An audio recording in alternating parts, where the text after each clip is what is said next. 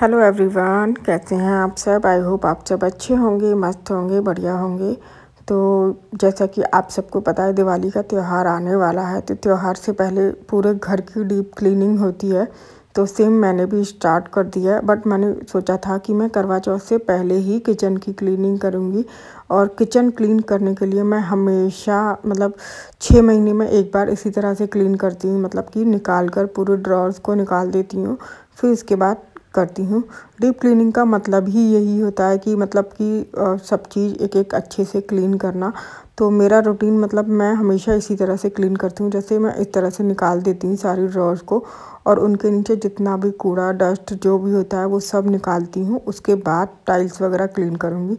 तो इस तरह से देखो, मैं नीचे दिखा रही थी कि हाँ, हम लोगों का ध्यान नहीं जाता, लेकिन देखा जाए तो इसके ड्रॉर के नीचे बहुत सारा थोड़ा बहुत कूड़ा होता ही है।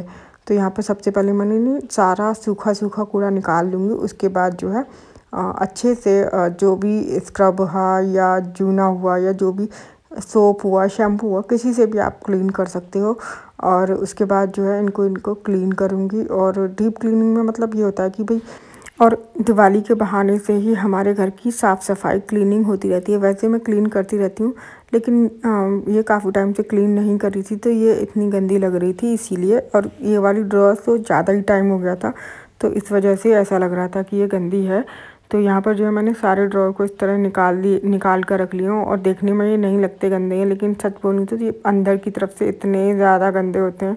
और देखो, बाहर की तरफ से भी काफ़ी गंदे दिख रहे हैं। और इस तरह से निकाल के सारा सामान रख दिया ऊपर। और अब मैं क्लीनिंग करूँगी अच्छे से, जूने से साफ़ करके अच्छे से। और क्लीन करने के बाद थोड़ी देर सूखने के लिए छोड़ दूँगी। और इस तरह से मैंने अपनी डाइनिंग टेबल पर सारा सामान इस तरह से फैला हुआ है। सारे बर्तन जो भी हैं, मैंने सिर्फ सेलेक्टिव बर्तन रखे हुए हैं, ज़्यादा बर्तन नहीं है। बहुत कम बर्तन रखती हूँ मैं, जितने मुझे ज़रूरत है बस वो ही रखती हूँ। ये नहीं कि मैं बहुत सारे बर्तन रखती हूँ। तो यहाँ पर जो है अब बारी आती है कि क्लीनिंग की, ड्रॉर क्लीनिंग की। वो जगह तो क्लीन कर दी जहाँ पर ड्रॉर लगेंगी, लेकिन ये ड्रॉर क्लीन करना भी बहुत ज़रूरी है। तो इनको क्लीन करने के लिए मैं यहाँ पर जिस भैया ने ये किचन बनाई थी, तो उन्होंने बोला था कि आप सिंपल शैम्पू को भी घोल कर और उससे भी क्लीन कर सकते हो, या फिर आप किसी भी सोप से भी क्लीन कर सकते हो। तो जो लिक्विड सोप आता है, या फिर जो बर्तन क्लीन करने वाला जो सोप होता है, टिक्की टाइप की जो होती है, उससे भी आप क्लीन कर सकते हो। तो मैं यहाँ पर उसी से क्लीन कर रही हूँ।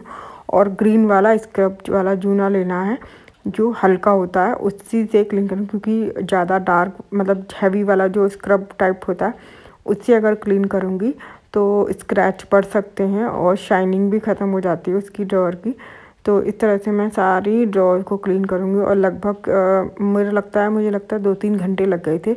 और मुझे बाकी सबको भी देखना होता है, जैसे बच्चों को हुआ, उनका खाना बच्चे के आने से पहले मैंने उनको करना है।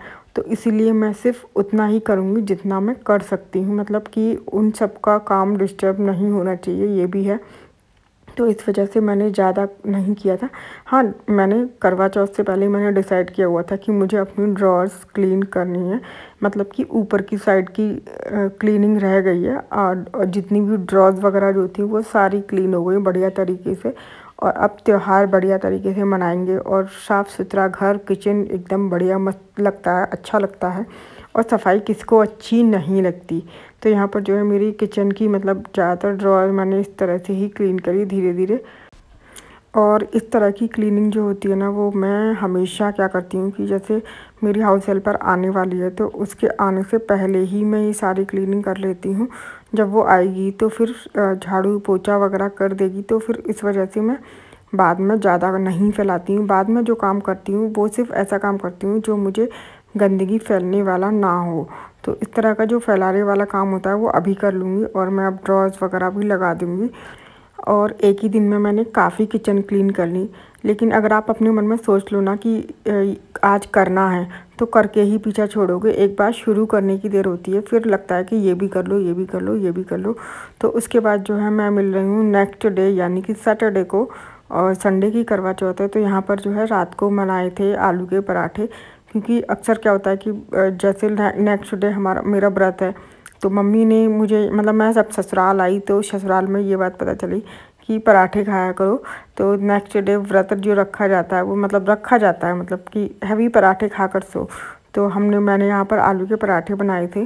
तो मम्मी भी यही कहती हैं, सासू माँ ने मुझे हमेशा कहा इसी तरह से कहा था कि पराठे खाया करो, या फिर पूड़ी तो खैर नहीं बनती, लेकिन हाँ पराठे खाने के लिए बोला था। तो हमेशा मैं वही करती हूँ कि पराठे खाती हूँ। और नेक्स्ट डे जो है व्रत होता है ना, वो उसको मतलब पता नहीं क्यों, मुझे नहीं पता, लेकिन वो इस तरह से कहती हैं। तो मैं फिर पराठे ही बनाती हूँ। और अक्सर करके करवा चौथ से एक दिन पहले हमारे यहाँ पराठे ही बनते हैं, चाहे सब्जी पराठा बने, चाहे फिलिंग वाले पराठे बने, कोई भी बने। तो यहाँ पर जो है मैं बच्चों के लिए बना रही थी। बच्चों का टाइम हो गया था, 9 बजे तक मैं बच्चों को खाना खिला देती हूँ।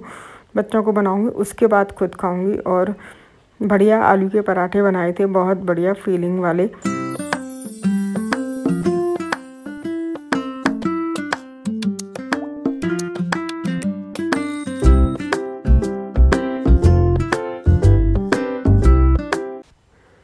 तो यहाँ पर थाली लग गई है, आप लोग भी आ जाइए। और यहाँ पर मेरे घर में अक्सर करके जो फिलिंग पराठे बनते हैं ना, उसके साथ चाय ही बनती है। तो यहाँ पर जो है मैं चाय बना रही थी बच्चों के लिए। और बच्चों के लिए मैं नॉर्मली ना दूध में पत्ती लगा देती हूँ। तो दूध में पत्ती लगाई थी, और ये वाला बटर है, वाइट वाला मक्खन लेकर आई थी। तो फिर बच्चों ने कहा कि हम मक्खन से खाएँगे। तो फिर मक्खन, चाय और पराठा। हमारे यहाँ पराठे ज़्यादातर चाय से खाते हैं, मतलब फिलिंग पराठे जो होते हैं, सब्जी बनती है उसके साथ पराठे तो नॉर्मली खा लेते हैं, लेकिन फिलिंग पराठे जो होते हैं वो चाय के साथ ही खाए जाते हैं, मतलब खाते हैं। और मेरे हस्बैंड को भी ज़्यादातर फिलिंग पराठे पसंद है, मतलब कि वो सब्जी के खाना कम पसंद करते हैं, सब्जी के भर के पराठे खाना ज़्यादा पसंद करते हैं। तो इस तरह से हमारे घर में फिलिंग पराठे कुछ ज़्यादा ही बनते हैं।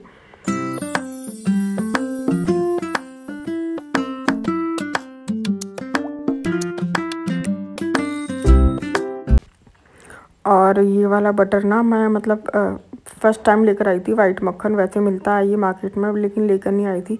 तो मैं बच्चों से पूछ रही थी कि ये वाले मक्खन का टेस्ट कैसा लग रहा है। तो बच्चे बोल रहे थे कि ये वाला टेस्ट ऐसा लग रहा है जैसे हम एक रेस्टोरेंट में जाते हैं जहाँ पर बटर के साथ पराठे दिए जाते हैं। जब हम मेरठ हाईवे हापुड़ वगैरह कहीं जाते हैं ना, तो हम अक्सर करके गणपति ढाबा पर ही रुकते हैं।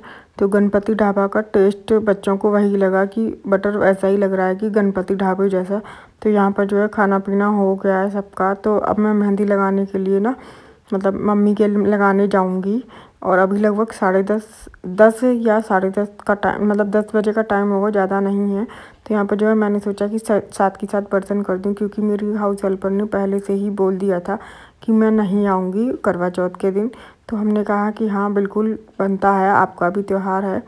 तो इस तरह से मैं जो भी बर्तन होंगे वो रात को ही कर दूँगी, ताकि मॉर्निंग में दिक्कत ना हो और किचन क्लीन मिलेगी आपको।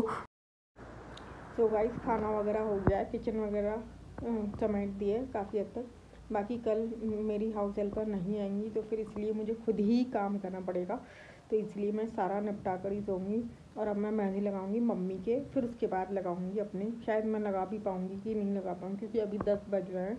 और फिर लगाऊंगी। और इस बार जो है मैंने जो है थोड़ा सा फेस पर कराया था, तो थोड़ा सा लग रहा है कि नहीं लग रहा। आप और पुरानी वीडियोस देखते हो, उनमें देखो। और मैंने थोड़ा सा करवाया था चेंज, मतलब करवाया था, मतलब फेशियल वगैरह टाइप का ना, इस तरह से करवाया था। और मैंने इससे पहले कभी नहीं करवाया, मतलब शादी भी है, शादी पर भी मेरे कभी फेशियल वगैरह कुछ नहीं हुआ। तो अब मैंने पहली बार इस तरह से करवाया। मेरा चेहरा साफ़ लग रहा है, मतलब मुझे सब कुछ चेंज लग रहा था। जिसने भी देखा हाँ कि साफ़ दिख रहा है चेहरा, तो फेस पर दिख रहा है, नज़र आ रहा है, क्योंकि मैंने कभी ऐसा करवाया नहीं है। तो देखते हैं क्या करती हूँ क्या नहीं करती हूँ। और आज का वीडियो इतना ही, फिर मिलती हूँ। कल बनाऊँगी या नहीं बनाऊँगी कुछ पता नहीं, करवा चौथ का ब्लॉग। और सफाइयाँ शुरू हो गई हैं, इतना सफाइयों में थोड़ा सा मैं बिज़ी हूँ। और किचन की सफाई सबसे पहले हो गई, मतलब हो गई मेरी, बस थोड़ा सा ऊपर का रह गया है, जैसे कि टाइल्स वगैरह क्लीन करना, वो सारी चीज़ें रह रही हैं। बाकी अंदर से जो डीप क्लीनिंग थी वो मैं बहुत तगड़ी वाली कर चुकी हूँ किचन की। तो अब मेरे को टेंशन नहीं है कि, और मतलब मेरे को ऐसा लगता है कि किचन की सफाई और पूरे घर की सफाई बराबर है। किचन एक ऐसा एरिया है जहाँ पर पूरे घर के बराबर समय ले लेता है। तो किचन पूरी क्लीन हो गई है। बट थोड़ा सा रह गया है, वो मैं कल या परसों करवा चौथ के बाद भी करूँगी। तो वो तो चलती रहेगी सफाई, क्योंकि जब तक दिवाली नहीं आएगी जब तक सफाइयाँ चलती ही रहेंगी। तो आज का वीडियो इतना ही, फिर मिलते हैं एक नए और इंटरेस्टिंग ब्लॉग के साथ। तब तक के लिए बाय बाय। मम्मी का फ़ोन आ रहा है कि मेरी मेहंदी लगाने आ जा, तो मैं उनके मेहंदी लगाने जाती हूँ। फिर मिलते हैं, बाय बाय।